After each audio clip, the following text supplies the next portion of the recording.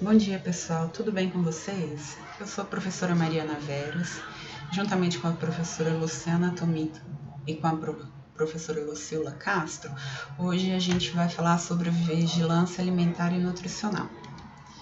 Então, o objetivo da nossa aula é apresentar a estrutura básica da organização da vigilância alimentar e nutricional, abordando as diretrizes da Política Nacional de Alimentação e Nutrição, a PNAN, e o tema que é tema prioritário da Política Nacional de Promoção da Saúde. Além disso, nós vamos caracterizar o panorama geral de estado nutricional e consumo alimentar na população brasileira com vistas às bases atuais para orientações nutricionais. Entre essas orientações, a gente vai discutir o Guia Alimentar para a População Brasileira e o Guia Alimentar para Crianças menores de 2 anos. Bem, primeiramente eu preciso lembrá-los de que o direito humano à alimentação adequada, ele é garantido desde 1948 na Declaração dos Direitos Humanos. Aqui no Brasil está previsto na Constituição, no artigo 6º, desde 88.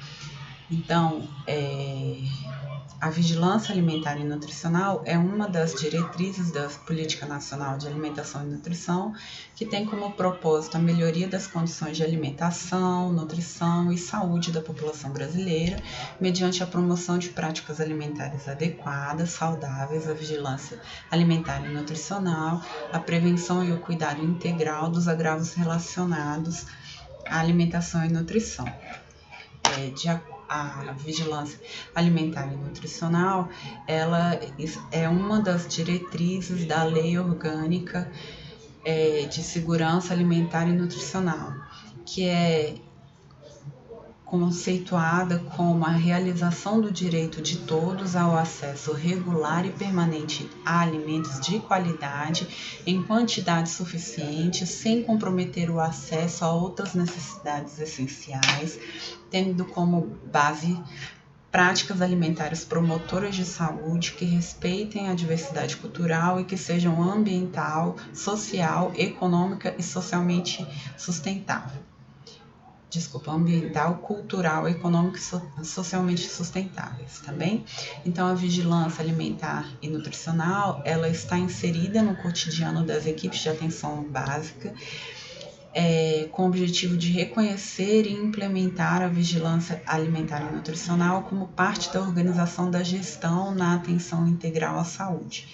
Então, a vigilância alimentar e nutricional, ela está de acordo com o preconizado pela Organização Mundial de Saúde, pela Organização das Nações Unidas desde 1970.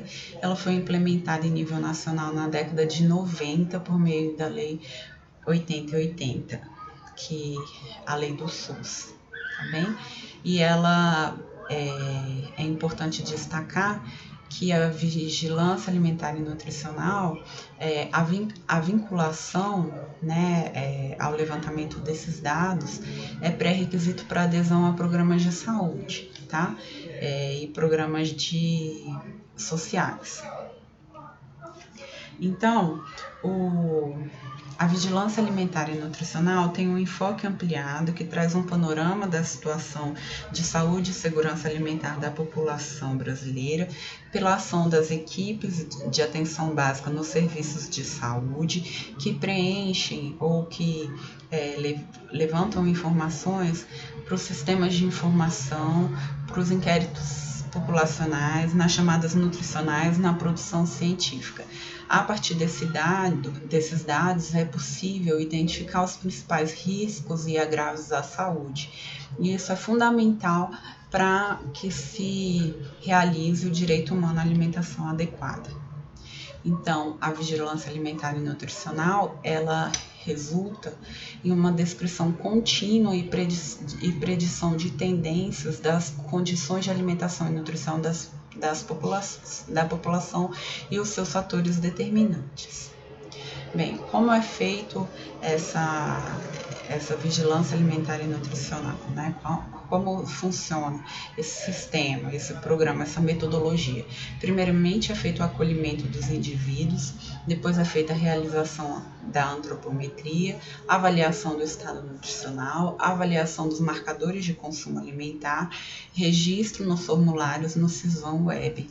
A partir desses dados, né, é feita a análise e decisão para cada caso ou coletivamente para um dado grupo de pessoas, uma dada população, são tomadas as decisões, são tomadas as medidas, né, as ações, e é feita a avaliação dessas ações para avaliação dessas ações para... Só um minutinho, deixa eu fechar aqui. Voltando, é feita a avaliação dessa ação até para verificar se a ação está adequada ou se é necessário algum ajuste, tá? Então, isso permite um diagnóstico amplo, como eu falei, e uma avaliação periódica da saúde da população assistida pela atenção básica. Dessa forma, o Sisvam a consolidação dos dados da vigilância alimentar e nutricional no serviço de saúde acontece a partir da atenção básica, lembrando que o fornecimento desses dados, né, o registro desses dados, ele é pré-requisito para que os beneficiários do programa Bolsa Família, que agora mudou de nome, não recordo, acho que é Bolsa Brasil, enfim, recebam esse benefício, tá? A partir desses dados é feito um monitoramento do estado nutricional, de padrão alimentar em todas as fases da vida, sendo que com isso é possível apoiar os profissionais de saúde, os setores governamentais nas tomadas de decisão. Então, como é que funciona o sistema de vigilância alimentar e nutricional, que é o Sisvam?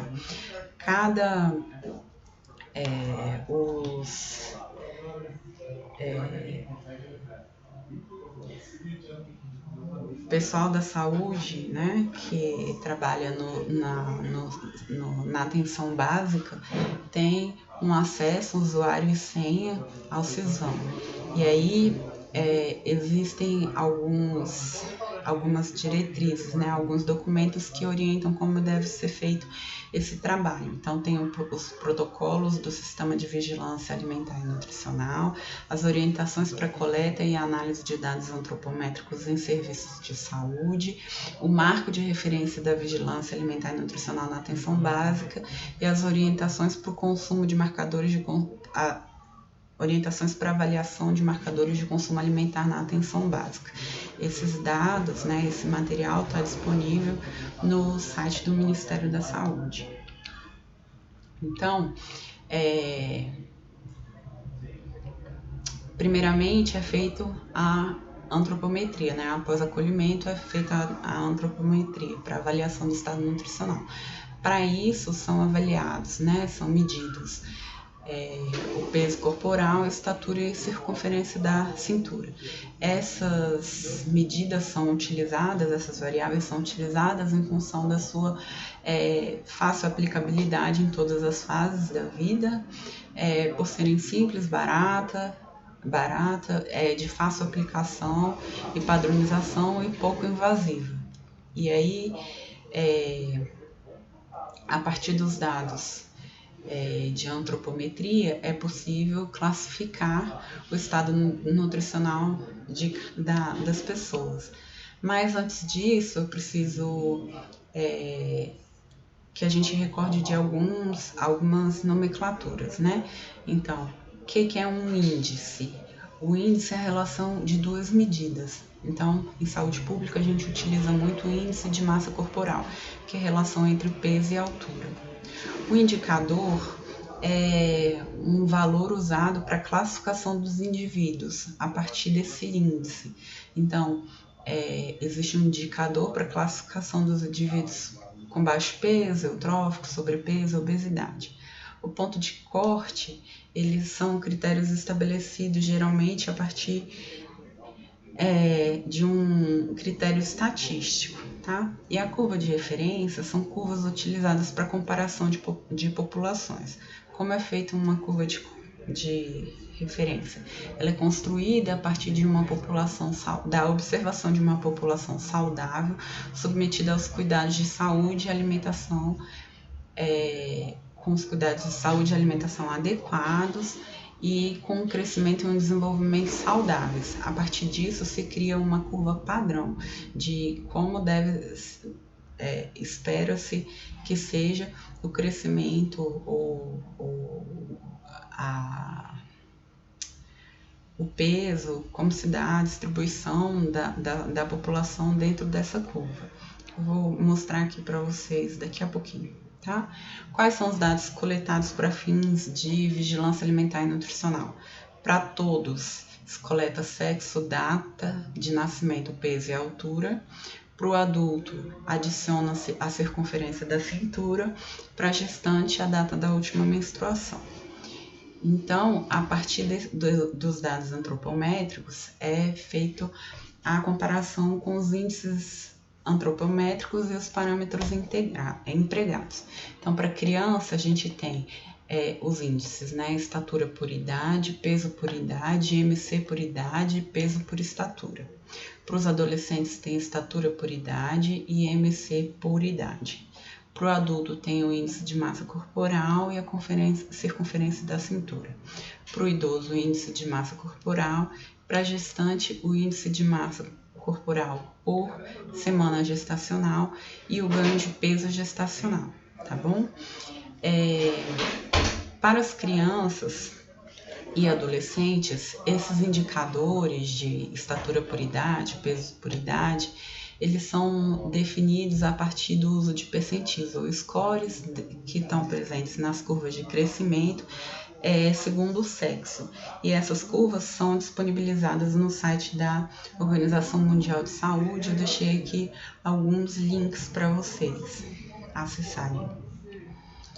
E após a coleta de dados antropométricos, é feito então a classificação do estado nutricional, né? Então, para adultos, a gente tem aqui a classificação de 18,5 a 24,9, o indivíduo está com peso adequado, o IMC adequado ou eutrófico, de 25 a 29,9 é considerado sobrepeso, maior que 30 considerado obesidade. A circunferência da cintura acima de 80 centímetros para mulheres demonstra um risco de doenças cardiovasculares, acima de 94 para homens também representa um maior risco de doenças cardiovasculares.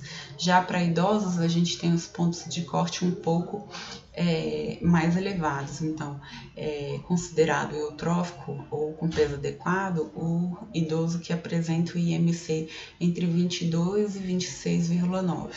Porque a gente tem é desejável que o idoso tenha uma reserva energética, né, uma reserva de massa de gordura, se for de massa magra, né, de massa muscular, melhor ainda, visando a sua saúde, né? Além desses dados, complementarmente podem ser obtidos alguns marcadores bioquímicos, né? Hemoglobina, ferro, vitamina A, perfil lipídico, colesterol, etc., pressão arterial e assim por diante. E aí, já para crianças e adolescentes, a gente não usa tanto o IMC, a gente usa mais as curvas de referência, né, disponibilizadas pela Organização Mundial de Saúde.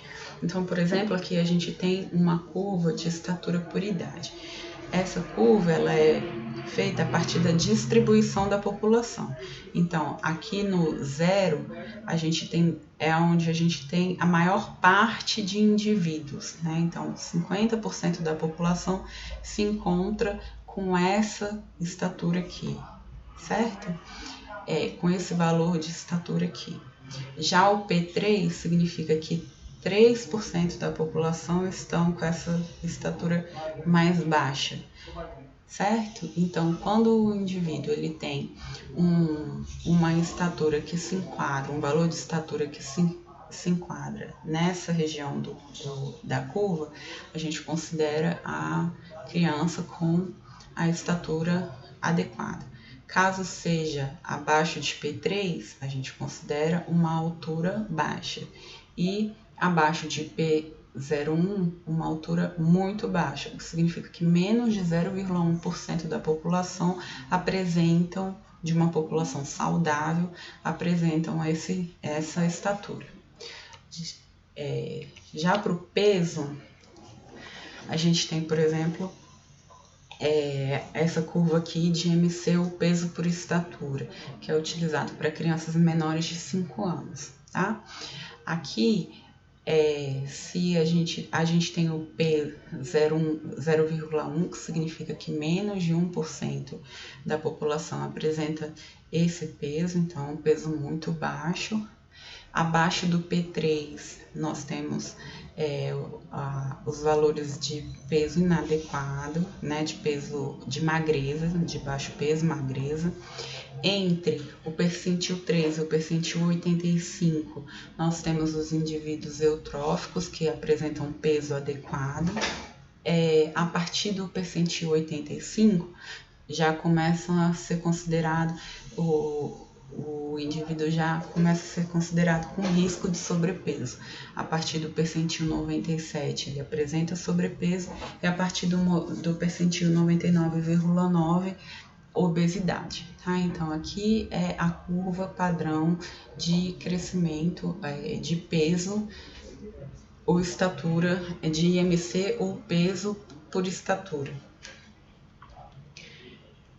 Já para adolescentes, crianças maiores de 5 anos e adolescentes, a diferença é que a partir do P5, do P85, a gente não considera risco de sobrepeso, e sim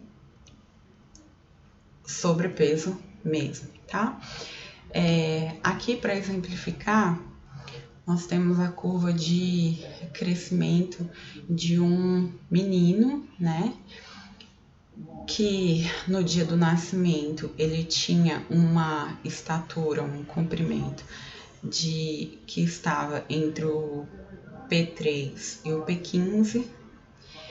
Aí na segunda consulta ele estava no P3, então considerado uma baixa estatura. Na terceira consulta ele já começou a recuperar esse ganho, esse crescimento esperado, né?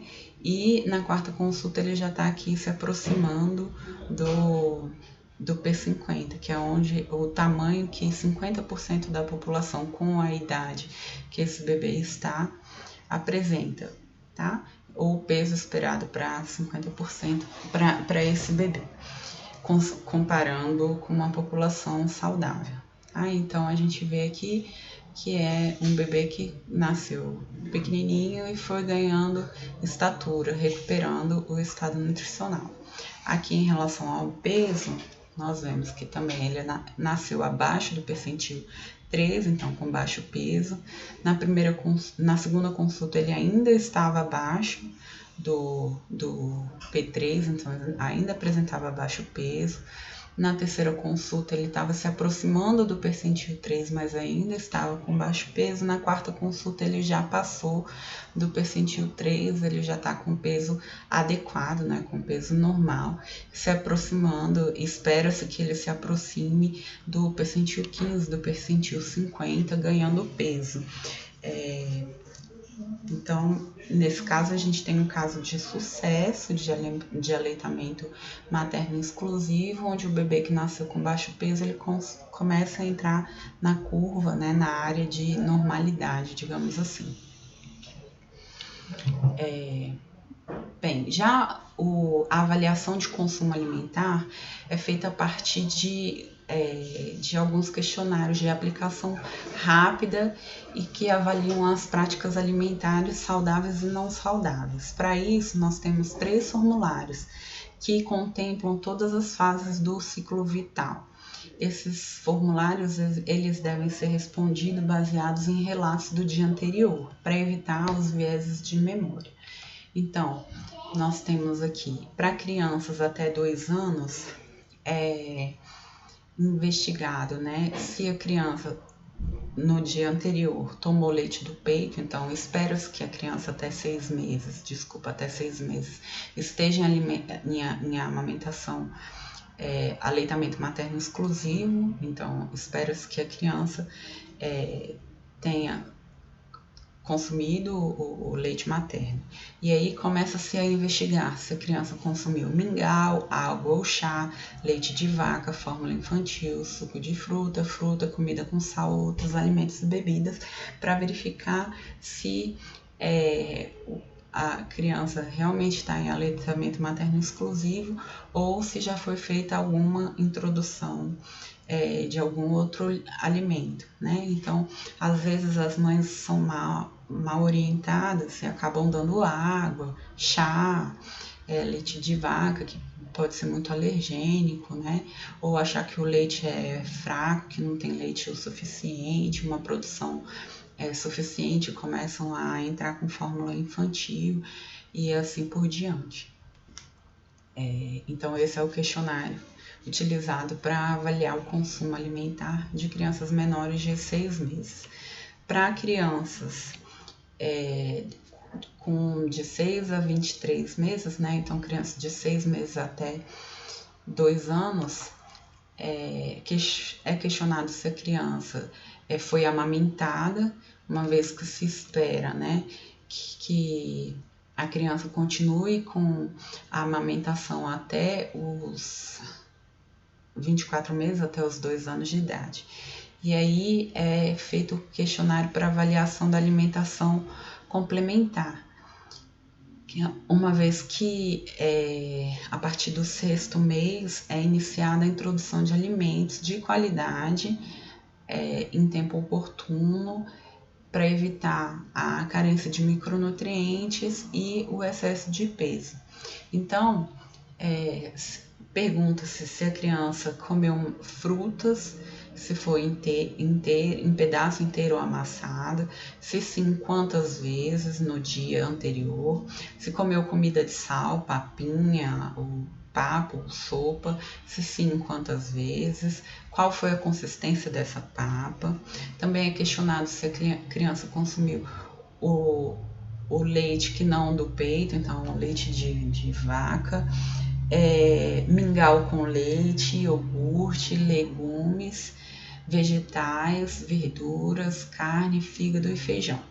Então, questionado o consumo de frutas de cor alaranjada e de folhosos verdes escuros, que são fontes de beta-caroteno, que é a provitamina A, e de folato e outras vitaminas os vegetais verdes escuros, que são fontes de ácido fólico e outras vitaminas do complexo B. Também é questionado o consumo de carne, visando avaliar ou evitar a anemia, uma vez que a anemia, até nessa fase, ela é muito comum e é um problema no nosso país, né? Verifica-se também o consumo de fígado e feijão, também pensando no consumo de ferro, tá? E aí, o consumo de cereais, arroz, batata, inhame, aipim, farinha e macarrão, e também se questiona o consumo de alimentos pouco saudáveis, né? Então, se a criança consumiu hambúrguer ou embutidos, presunto, mortadela, salame, linguiça, salsicha, bebidas adoçadas como suco de refrigerante, suco de caixinha, etc., macarrão instantâneo, salgado de pacotinho ou biscoitos salgados, biscoito recheado, doces ou outras guloseimas. Já para começar a identificar se nessa alimentação, se houve uma alimentação complementar pouco adequada, e já orientar a mãe ou o responsável para que sejam feitas para que sejam feitas pequenas mudanças, né, adequações da alimentação da criança, uma vez que os hábitos alimentares eles são formados nessa fase e que eles estão diretamente relacionados com os hábitos da família. Já para crianças maiores de 2 anos, adolescentes, adultos, gestantes e idosos, é aplicado esse terceiro questionário, em que a pessoa é questionada em relação a se tem o costume de realizar refeições assistindo TV, mexendo no computador ou no celular, quais refeições fez ao longo do dia, se no dia anterior consumiu feijão, frutas frescas, verduras ou legumes, hambúrguer ou embutidos, bebidas adoçadas, macarrão instantâneo, salgadinhos, biscoito recheado, assim por diante.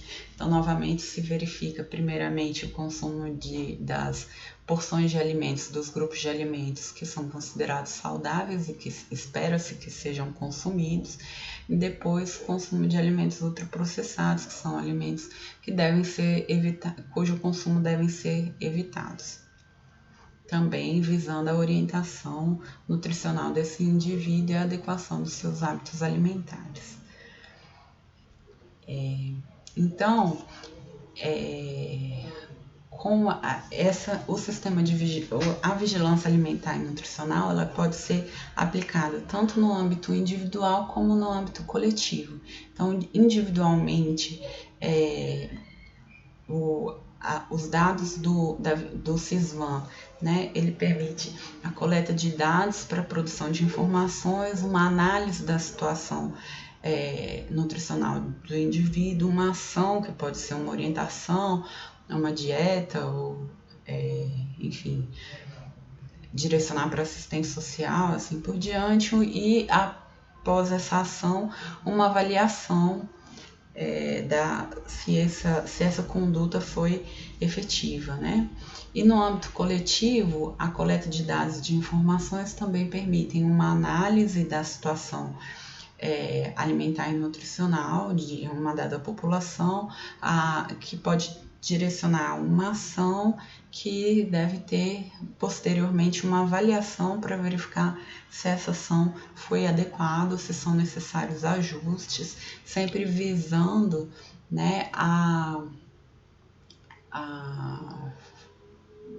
qualidade de vida da população, tá?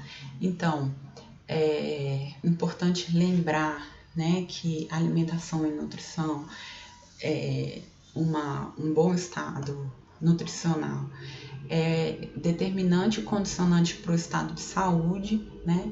Então, que uma má nutrição ela está associada a doenças crônicas não transmissíveis que requerem estratégias, ações populacionais para melhorar esse estado nutricional da população. E aí, observa-se ainda, né, que uma alimentação e nutrição inadequadas estão associados ao acúmulo e agrupamento de fatores de riscos e gerando oportunidades de intervenção na progressão dos diferentes estágios do ciclo de vida. Em relação aos outros inquéritos ou outras pesquisas, né? No Brasil, nós temos, o primeiro estudo realizado foi o Estudo Nacional de Despesas Familiares, em 77. Depois, iniciou-se a Pesquisa Nacional sobre Saúde e Nutrição, que foi realizada em 1989. Então, a Pesquisa de Orçamento Familiar, a POF, que foi realizada em 2002, em 2008, em 2017 e 2018. Também a Vigilância de Fatores de Risco e Proteção para Doenças Crônicas por Inquérito Telefônico, que é o Vigitel, que acontece anualmente desde 2006. O Vigitel, ele hoje, então, é o sistema de vigilância ou inquérito de atualização de dados autorrelatados nas capitais brasileiras, e é uma das principais ferramentas de classificação, de avaliação do estado nutricional da população. Houve também a Pesquisa Nacional de Demografia e Saúde da Criança e da Mulher em 96 e 2006, após 10 anos. A Pesquisa Nacional de Saúde Escolar, que foi realizada em 2009, 2012 e 2019. O Estudo Nacional de Fortificação de Alimentação Complementar, em 2014, onde foi definido a fortificação da farinha de trigo, farinha de milho em ferro e ácido fólico, por exemplo. Tá? A partir de todas essas pesquisas, né, que foram utilizadas para a caracterização do processo de transição nutricional nesse intervalo de 40 anos, foi possível observar que a população brasileira ela vem acumulando uma dupla carga de doenças infecciosas e doenças crônicas que estão associadas à má nutrição e a problemas de saúde reprodutiva e também por causas externas. E nesse contexto, nós temos a alimentação e a nutrição como fatores determinantes ou condicionantes da saúde. Então, observa-se que a população brasileira ela vem sofrendo um achatamento, né, uma transição demográfica com um achatamento da curva, a taxa de natalidade reduzindo aqui em vermelho, a população envelhecendo. Simultaneamente, observa-se uma transição epidemiológica com redução das mortes por doenças infecciosas e um aumento das doenças por câncer e doenças cardiovasculares. E aí, a partir também desses dados, dessas pesquisas que foram realizadas ao longo desses 40 anos, observou-se, primeiramente, que o Brasil, devido ao seu desenvolvimento socioeconômico e às suas políticas públicas, ele tem sido, observou-se, né, um declínio da situação de desnutrição e de déficit de estatura, tá? Então, o déficit de estatura para a idade em crianças menores de 5 anos reduziu de 37% para 7% nos inquéritos populacionais realizados em 74 e em 2007. Isso está associado ao poder de compra, acesso à educação materna, aleitamento materno, saneamento básico, serviços de saúde, o advento do SUS, os indicadores de pré-natal, as orientações da saúde da criança, assim por diante. Então aqui a gente vê uma foto de um pai e um filho, onde esse pai provavelmente teve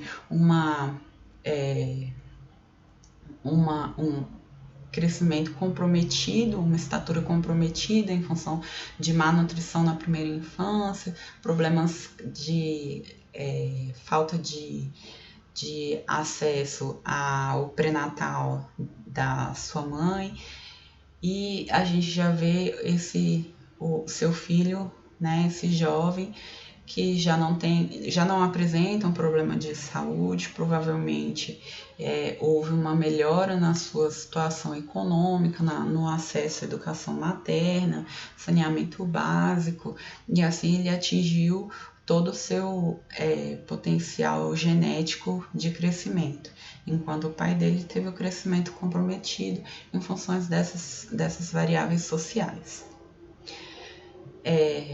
Também observa-se, a partir desses inquéritos, a prevalência de anemia combinada com deficiência de vitamina A e zinco, principalmente em crianças menores de 5 anos. Então aqui o Brasil, né, ele está em laranjinha, tem essas carências, né, essas deficiências específicas moderadas. Em relação à pesquisa de aleitamento materno, né? Observou-se que há uma tendência de abandono do aleitamento materno exclusivo. Então, enquanto 80% das mães saem do hospital amamentando, após 6 meses, só 10% delas continuam com aleitamento materno, né? E aí, em relação à introdução de alimentos, né, especificamente de alimentos pouco saudáveis, refrigerante, bolacha, salgadinho, nós observamos aqui, refrigerante é esse pontilhadinho, né? Não, refrigerante é o pontilhadinho, e bolachas e salgadinhos é esse com os tracinhos. Então a gente vê que de 3 a 6 meses já tem crianças consumindo bolacha e salgadinho, bebês de 6 a 9 meses já consumindo café, refrigerantes, bolachas e salgadinhos, e com entre 9 a 12 meses, praticamente 80% dos bebês já estão consumindo bolachas, salgadinhos, que são alimentos ultraprocessados e que devem ser evitados, né? O consumo deve ser evitado, não é recomendado, tá bem? Então, aqui novamente a tendência de indicadores do aleitamento materno em 3 décadas, né? Então, a gente vê aqui em 86, em 96, em 2013, em 2006, em 2013. Então, a gente vê que houve uma queda de 2006 para 2013 do percentual de mães, né, que estavam amamentando, enquanto seus bebês tinham de 0 a 2 meses, tá? Na idade de 6 a 8 meses, a gente tem aproximadamente somente 60% das mães que continuam amamentando. Com 1 ano, com 12 meses, menos de 50% das mães amamentando, e aí a gente observa essa tendência, né, de redução do aleitamento materno ao longo da vida do bebê. Aqui nós temos os dados da POF de 74, 89, 2008. A última POF de 2018, na última POF não foram coletados dados de antropométricos, somente de consumo, mas a gente consegue ver, comparando, uma tendência comparando aqui, nesse gráfico que é de crianças de 5 a 9 anos por idade, que o problema de déficit de estatura diminuiu, né? Enquanto o excesso de peso e obesidade aumentou, né? Entre 89 e 2009, aumentou significativamente, né? Então, nós temos um percentual de 34% aproximadamente dos meninos de 5 a 9 anos com sobrepeso, 16% apresentando obesidade e de 32% nas meninas e 11,8% das crianças meninas de 5 a 9 anos apresentando obesidade, né? Esses são dados de 2008 da POF.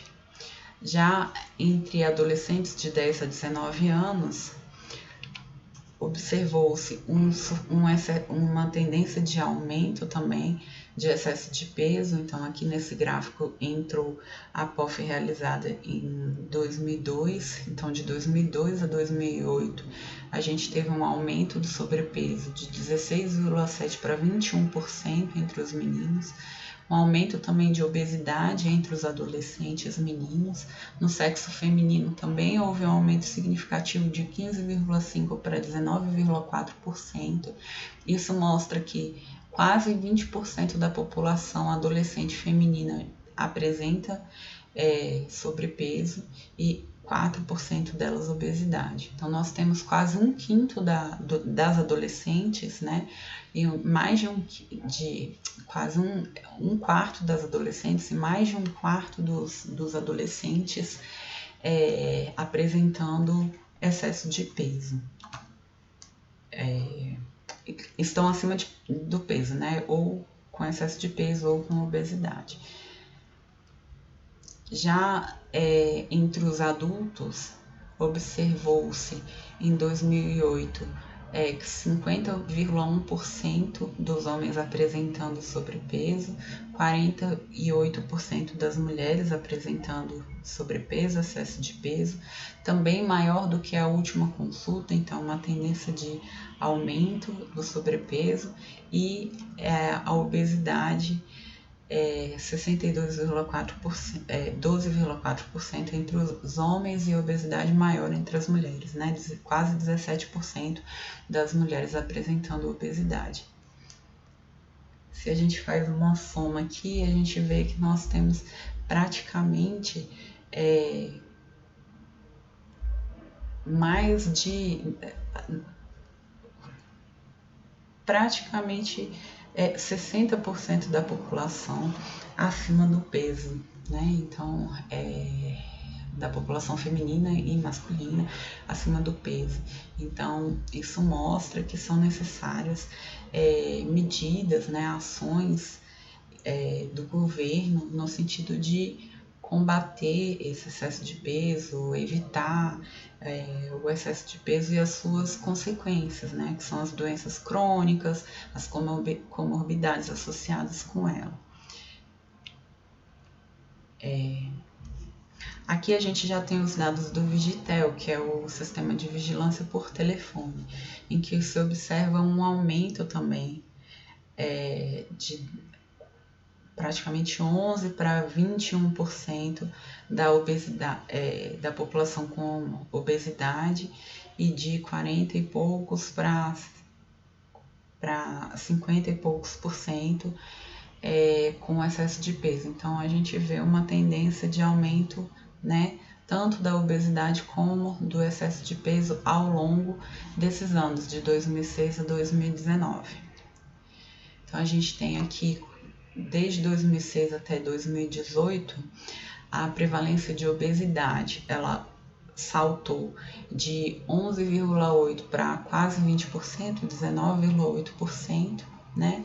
Entre os homens passou de 11,4% para 18,7%, entre as mulheres de 12,1% para 20,7%. Então aqui nós temos praticamente 20%, um quinto da população atualmente com obesidade, IMC maior do que 30.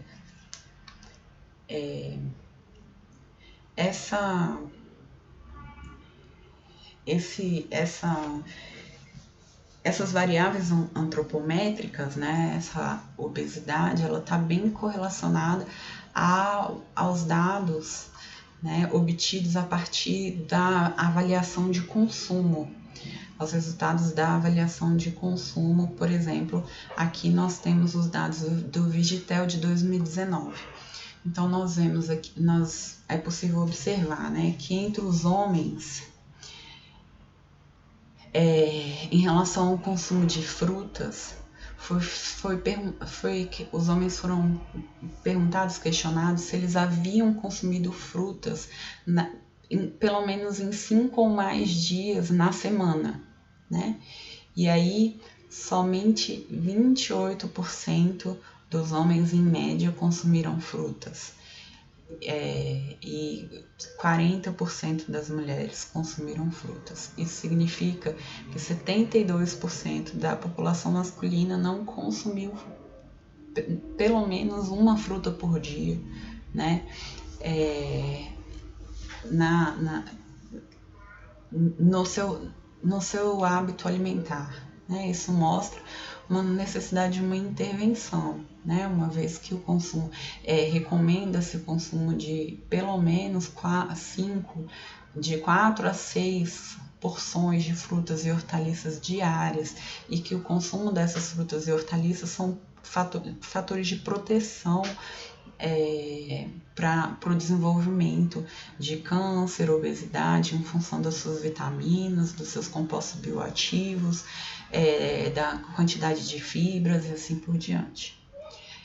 Também foi perguntado sobre o consumo de alimentos ultraprocessados.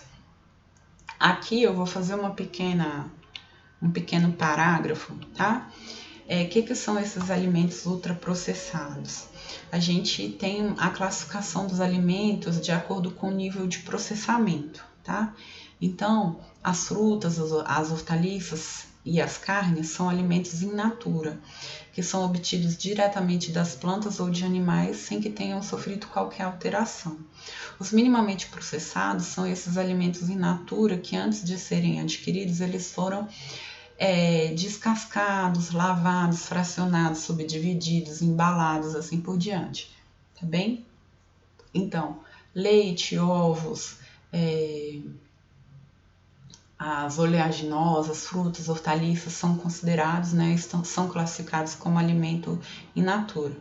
Nós temos os óleos, gorduras, sal e açúcar, que são produtos extraídos desses alimentos in natura ou diretamente da natureza, no caso do sal, e são usados para criar preparações culinárias, tá?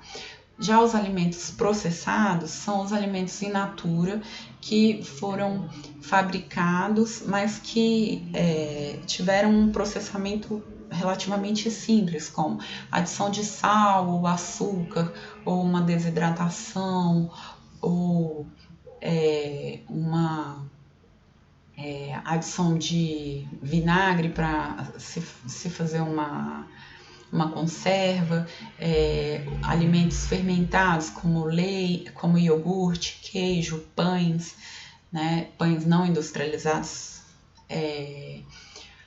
alimentos que passaram por processo de pasteurização ou esterilização também. Tá? Já os alimentos ultraprocessados são produtos cuja fabricação envolve diversas etapas técnicas e processamento industrial de ingredientes, tá bem?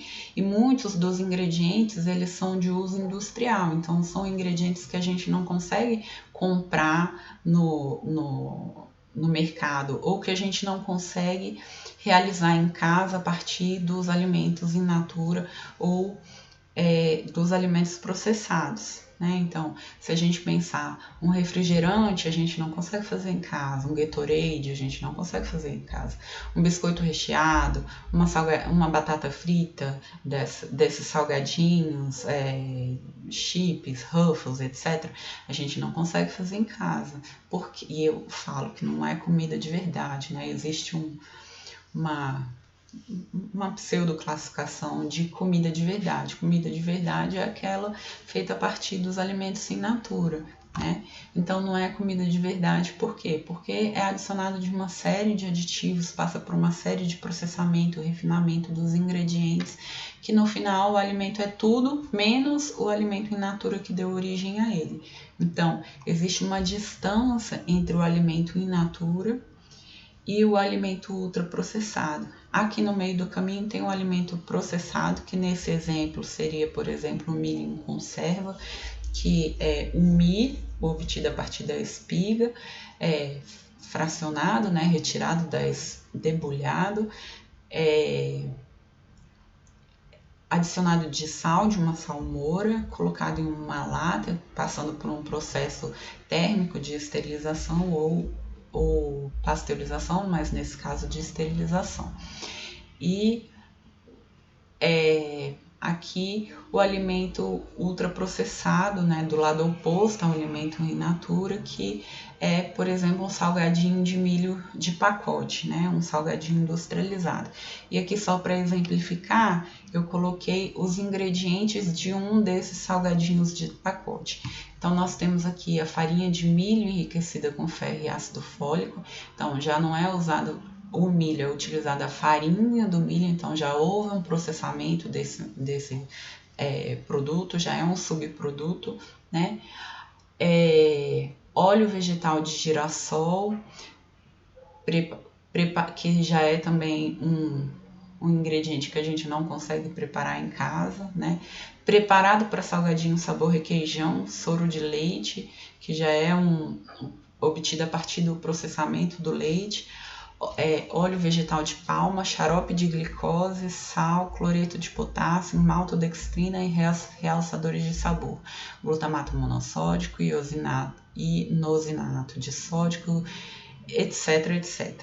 Então, a partir daqui, praticamente, do xarope de glicose para cá, nada mais disso é comida, né? Todos são aditivos, são ingredientes químicos que descaracterizam o milho, né? Que fazem com que o milho seja transformado em outra coisa muito industrializada, com uma grande quantidade de gordura, de açúcar, com pouca fibra em função de todo esse processamento.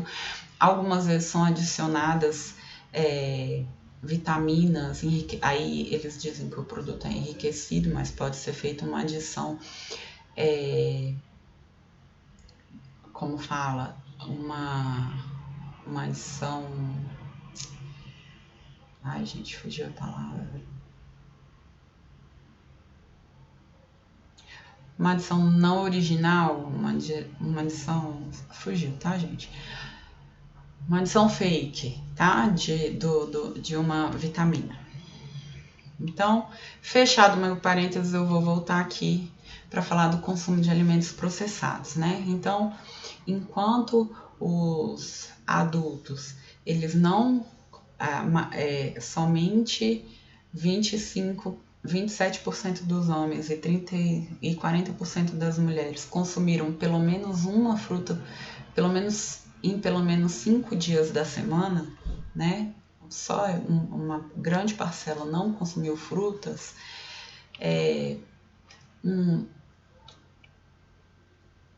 um grande percentual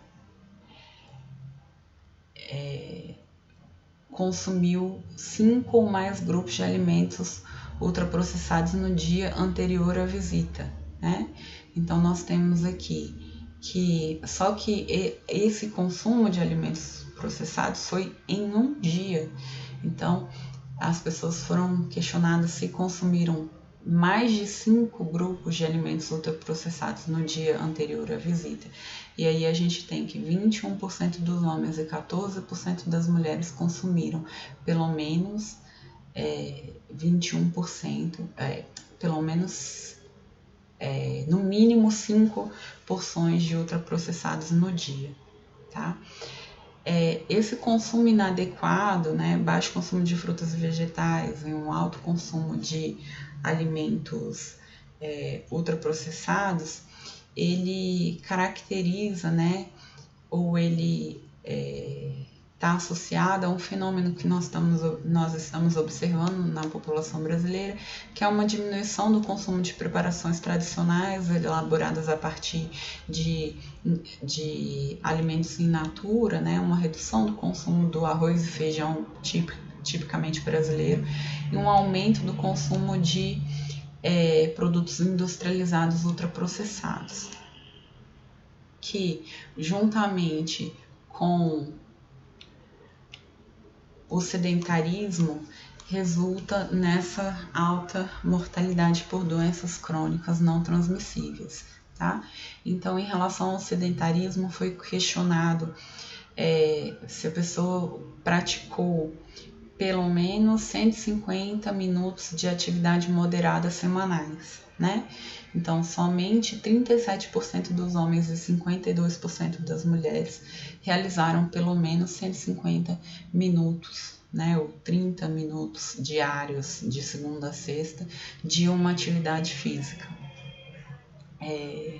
O que mostra que o percentual de brasileiros que estão ociosos ou que não fazem nenhuma atividade física é muito grande.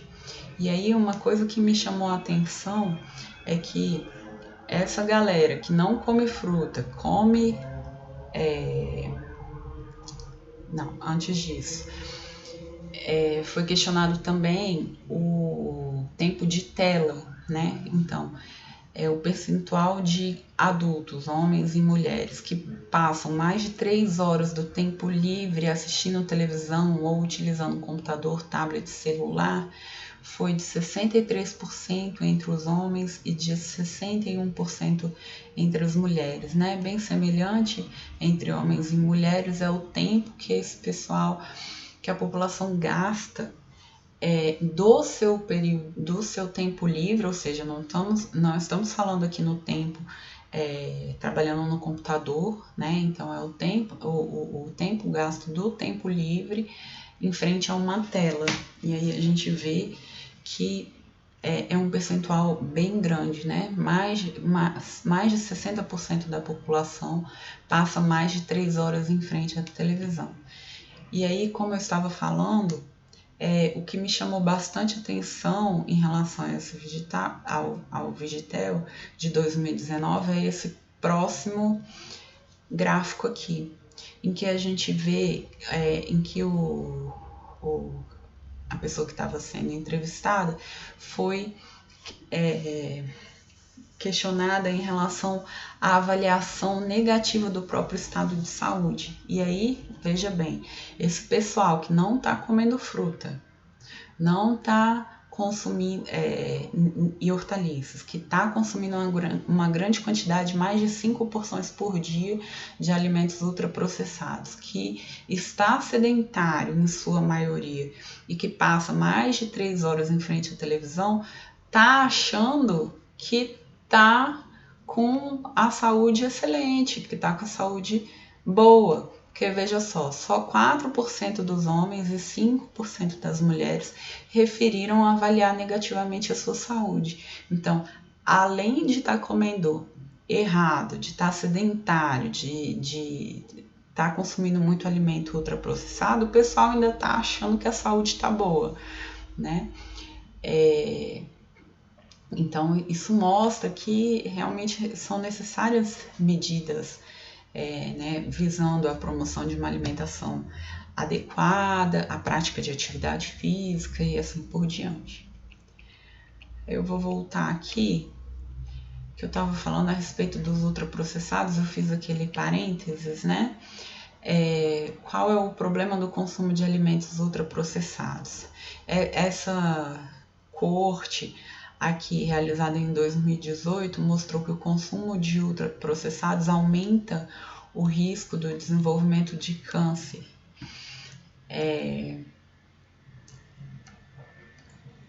Já essa aqui, de 2019, mostrou que o consumo de ultraprocessados está relacionado com o risco de desenvolvimento de diabetes tipo 2, tá bem?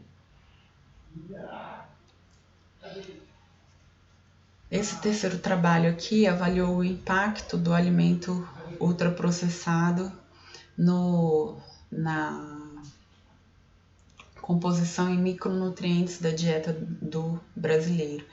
E aí observou-se que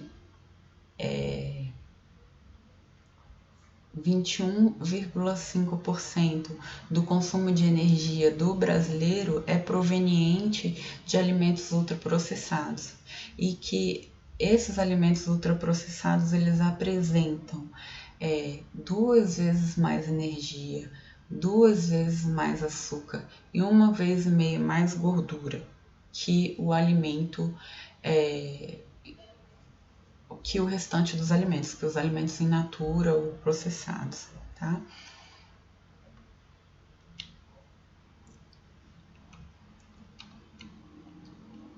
Então, como eu estava falando, são necessárias medidas, né, para combate ao sedentarismo, à obesidade, à alimentação inadequada. E aí, quais são as ações, né, dentro desse panorama em que a gente tem a alimentação e a nutrição com bastante impacto de doenças crônicas, né, com doenças relacionadas a micronutrientes, com redução e também num contexto em que houve a redução da desnutrição, nos grupos de vulnerabilidade, né, mas em que se observa principalmente, né, uma obesidade acompanhada de má nutrição, então um acúmulo excessivo de gordura, então um acúmulo de reservas, mas de nutrientes que não são saudáveis, né? Um acúmulo de gordura coexistindo com as deficiências de micronutrientes, como ferro e vitamina A.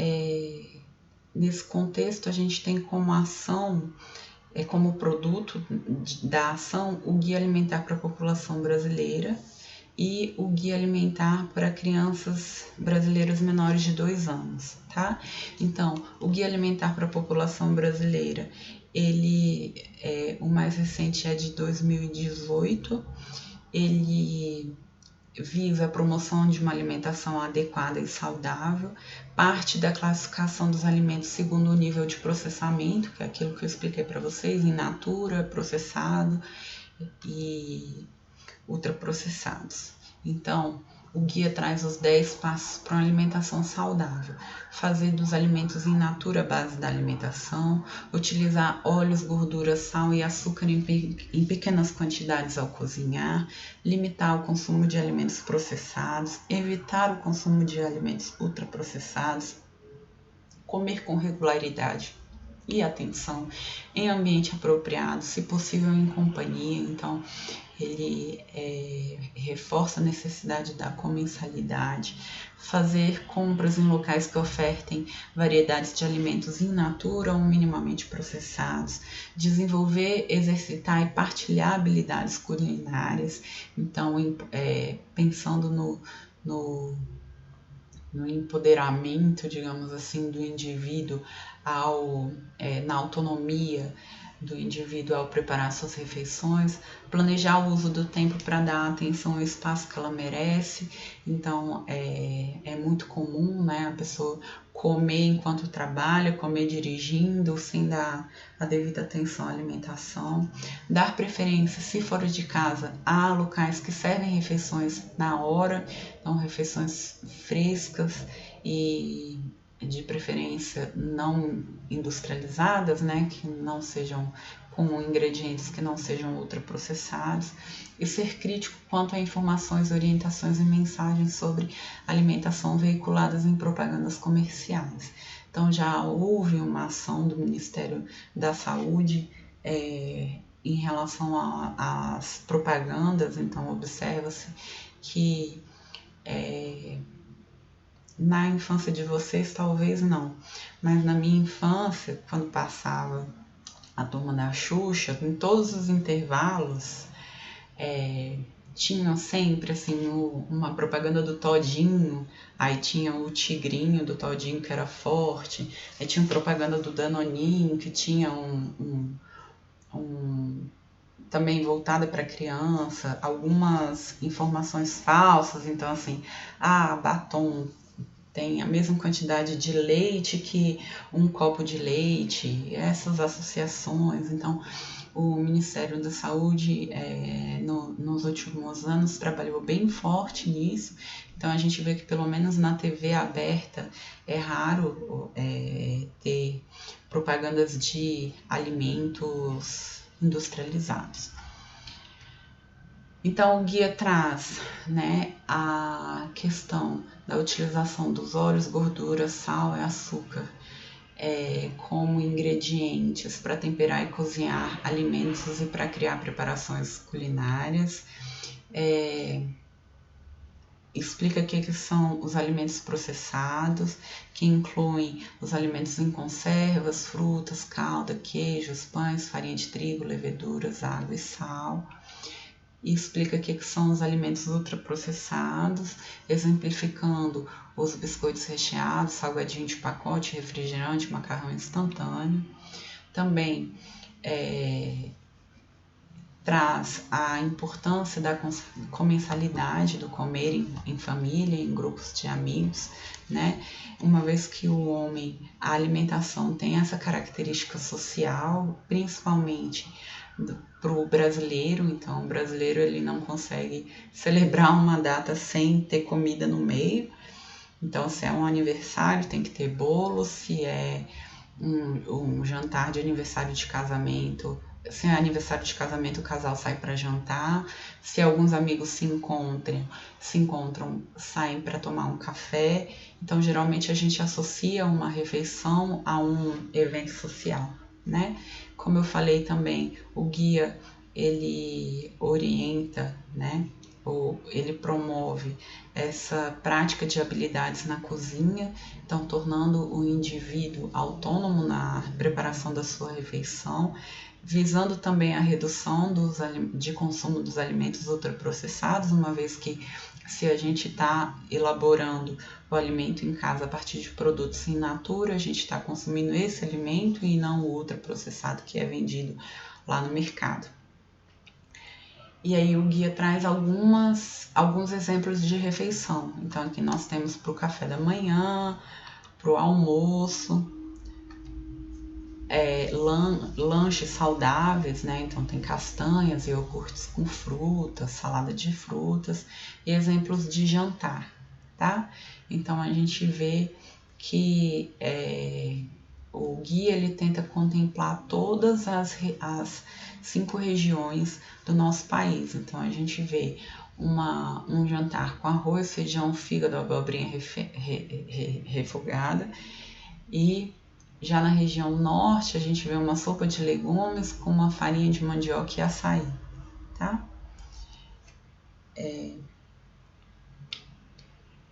O guia ele traz essas orientações visando, por exemplo, e principalmente a redução da incidência ou do risco de diabetes e câncer. Então, para se evitar a diabetes, orienta-se o controle do peso corporal, a realização de atividade física, uma alimentação mais rica em cereais integrais, gorduras saudáveis, evitando carnes vermelhas e alimentos ricos em sal, que são alimentos industrializados, evitando bebidas açucaradas. E para o câncer, né, semelhantemente, buscar um peso saudável, realizar atividade física, ter cuidado com a dieta, consumir álcool com moderação,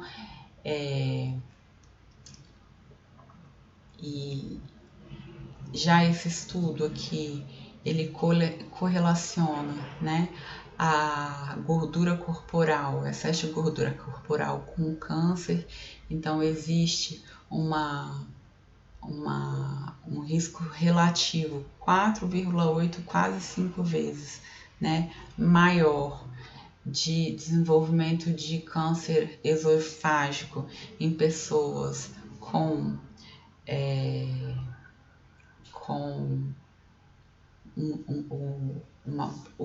excesso de peso, né? Essa é uma evidência suficiente. Então, 1,5 vezes maior de desenvolvimento de mieloma múltiplo em pessoas com excesso de peso, assim por diante. Bem, o Ministério da Saúde também desenvolveu em 2019 o Guia Alimentar para Crianças de até 2 anos. Então, esse guia ele orienta em relação e estimula o aleitamento materno exclusivo até os 6 meses, alimentação complementar e orienta como deve ocorrer a alimentação complementar a partir dos 6 meses de idade. Então, o guia traz, por exemplo, quais alimentos devem compor um prato, né? E qual é a composição dessa refeição, um exemplo de um plano de alimentação, né? Então, tem uma fruta, o almoço aqui, um lanche com a orientação de uma fruta de lanche, com a orientação de oferecer água ao longo do dia e a amamentação em livre demanda. E aí, todas essas ações, né, existem outras ações, outras medidas, né? Mas as ações visando uma dieta saudável, né? Elas são importantes porque uma dieta saudável ela protege contra a malnutrição e incluindo a diabetes, doenças do coração e câncer. Uma dieta inadequada e o sedentarismo, ele aumenta o risco global de redução da saúde, tá? A prática de atividade física, a prática de uma alimentação saudável, ela reduz o risco de desenvolvimento de sobrepeso e obesidade e também o risco posterior de doenças crônicas não transmissíveis ao longo da vida, né? Uma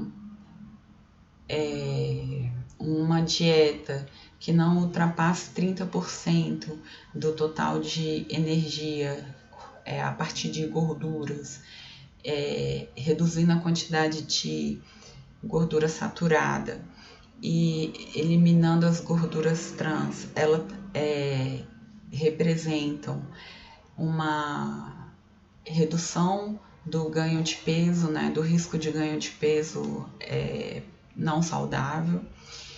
É preconizado também a redução do consumo de açúcar, então manter o consumo de açúcar menor que 10% das calorias ingeridas ao longo do dia é importante para redução do risco de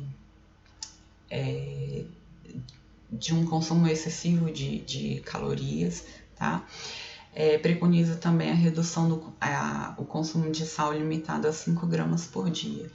E aí, essas ações, elas visam a redução do risco de desenvolvimento de diabetes, obesidade em adultos, adolescentes, crianças, que são ações que visam a redução desse sobrepeso para um futuro próximo, né? Então, concluindo, né, no nosso segundo horário de aula, eu vou disponibilizar para vocês uma planilha, na verdade é um formulário que vocês vão responder em relação ao consumo alimentar de vocês, e aí nós vamos ver e discutir a frequência, né, do consumo dos grupos de alimentos entre vocês, né? Nós vamos discutir, nós vamos conversar sobre os obstáculos potenciais relacionados aos marcadores de consumo alimentar não saudável e também vai ser disponibilizado para vocês o Guia Alimentar para a População Brasileira e o Guia Alimentar para Crianças até 2 anos, tá bem? Então, eu finalizo por aqui, nós nos vemos daqui a pouquinho, ao meio-dia, para conversarmos a respeito da aula, tirarmos dúvidas e vermos como é que está o consumo de vocês, né, do grupo de alunos, ok? Muito obrigada pela atenção, tenham um bom dia.